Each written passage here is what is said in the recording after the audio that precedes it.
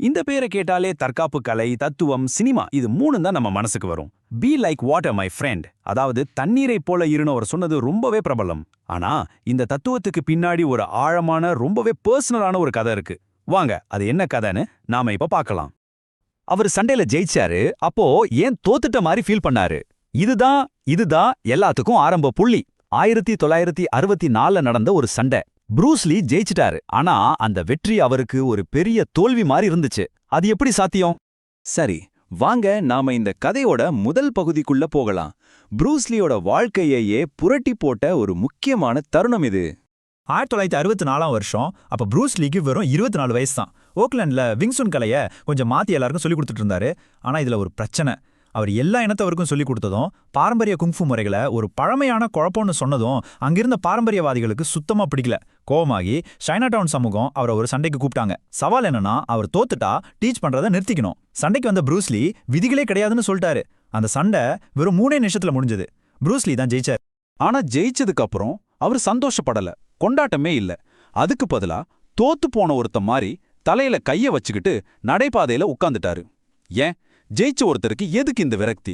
அந்த 3 நிமிஷ சண்டையில அப்படி என்னதான் நடந்துச்சு? அந்த சண்டை ப்ரூஸ்லிக்கு ஒரு முக்கியமான விஷயத்த புரிய வச்சது. அது என்னன்னா, அவரோட வார்த்தைகள்ல சொல்லணும்னா பழமையான குழப்பம். அப்போ இந்த பழமையான குழப்பம்னா என்ன? ப்ரூஸ்லிய பொறுத்த வரைக்கும் பாரம்பரிய தற்காப்பு கலைகள் ரொம்ப இறுக்கமா தேவையில்லாத அசைவுகளோட இருந்துச்சு. அதாவது ஒரு நிஜமான சண்டைக்கு அது உதவாதுன்னு அவர் நினைச்சாரு. ஏன்னா நிஜமான சண்டை எப்படி வேணா போகலாம், ஆனா இந்த பாரம்பரிய ஸ்டைல்ஸ் ஒரு குறிப்பிட்ட ஃபார்முலாக்குள்ள சிக்கி இருந்துச்சு. அந்த சண்டையில எதிராளிய துரத்திட்டு போகும்போது ப்ரூஸ்லிக்கு பயங்கரமா மூச்சு வாங்கிடுச்சு. அப்போதான் அவருக்கு ஒன்று புரிஞ்சது. தன்னோட விங்சுன் பயிற்சி இப்படி ஒரு நிஜமான குழப்பமான சண்டைக்கு தன்னை தயார்படுத்தலன்னு. இப்போ நீங்க பாக்குற இந்த படம் அவரோட மனநிலைய அப்படியே காட்டுது. தன்னோட பயிற்சியில் இருந்த அந்த இறுக்கமான பாரம்பரிய பகுதியை கொன்னுடணும்னு நினைச்சு அதை ஒரு நம்பருக்கு வரைஞ்சு அனுப்பியிருக்காரு. அதாவது அந்த பழைய முறைய தன் மனசுல இருந்து தூக்கி எறியணும்னு முடிவு பண்ணிட்டாரு. சரி, ப்ரூஸ்லியோட இந்த குறிப்பிட்ட பிரச்சனையிலிருந்து நம்ம எல்லாருமே சந்திக்கிற ஒரு பொதுவான பிரச்சனைக்கு வருவோம். இந்த பிரச்சனைக்கு பேரு ஒட்டும் மனம், அதாவது ஸ்டிக்கி மைண்ட். அது என்னன்னா, நம்ம மனசு ஒரு பிளான்லயோ ஒரு உணர்ச்சியிலையோ இல்ல ஒரு ஐடியாலயோ போய் ஒட்டிக்கும். அந்த நேரத்துல உண்மையில என்ன நடக்குதுன்னு பார்க்காம நாம போட்ட பிளானையே புடிச்சிட்டு தொங்கும். இதுதான் தனக்குத்தானே வச்சுக்கிற சூனியம் மாதிரி. இது இன்னும் சிம்பிளா புரிஞ்சுக்க இந்த ஒப்பீட்டை பாருங்க. ஒரு பக்கம் பாயும் மனம், இது தண்ணி மாதிரி சூழ்நிலைக்கு ஏத்த மாதிரி வளைஞ்சு நெழிஞ்சு போகும், நிகழ்காலத்துல இருக்கும்.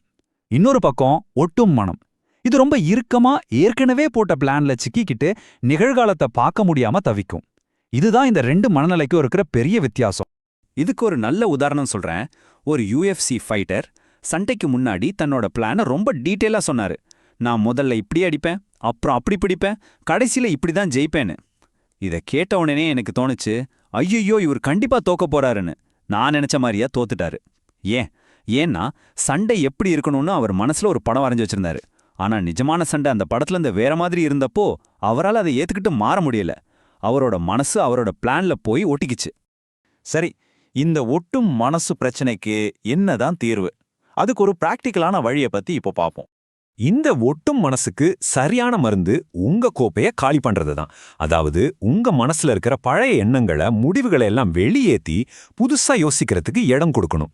இதுக்கு தியானம் ஒரு சூப்பரான கருவி. ஆனா இங்க தியானம்னா அமைதியா இருக்கணும்னு ரொம்ப முயற்சி பண்றதில்ல.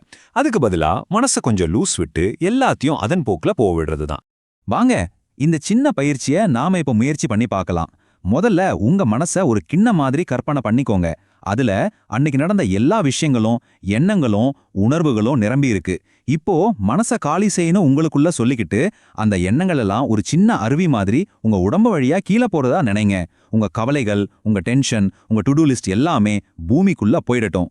கடைசியா அந்த காலி கிண்ணம் இப்ப சுத்தமான தெளிவான தண்ணியால நிரம்புறத அமைதியா உட்காந்து பாருங்க. எதுவும் பண்ணாதீங்க, சும்மா அதை நடக்க விடுங்க. கலங்கி போன தண்ணியை யாரால தெளிவாக்க முடியும்? ஆனா அதை அசையாம விட்டா அது தானாவே தெளிவாயிடும். இந்த வரிகள் எவ்வளவு உண்மையானது பாருங்க.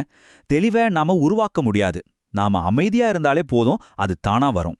இதுதான் இந்த பயிற்சியோட முக்கியமான சாராம்சம். சரி, மறுபடியும் ப்ரூஸ்லியோட கதைக்கு வருவோம். அந்த சண்டைக்கு பிறகு அவருக்குள்ள ஏற்பட்ட அந்த மாற்றம் அவரோட வாழ்க்கையில எவ்வளோ பெரிய தாக்கத்தை உண்டாக்குச்சுன்னு இப்ப பார்க்கலாம். அவரோட மாற்றத்தோட உச்சகட்டமே இப்போ நீங்க பார்க்குற இந்த விஷயம்தான். அவர் என்ன பண்ணார்னா, ஒரு நண்பர்கிட்ட தனக்காக ஒரு சின்ன கல்லறையை செய்ய சொன்னாரு. இடது பக்கம் இருக்கிறது அவரோட ஐடியா, அவர் வரைஞ்சது. வலது பக்கம் இருக்கிறது செஞ்சு முடிச்ச கல்லறை.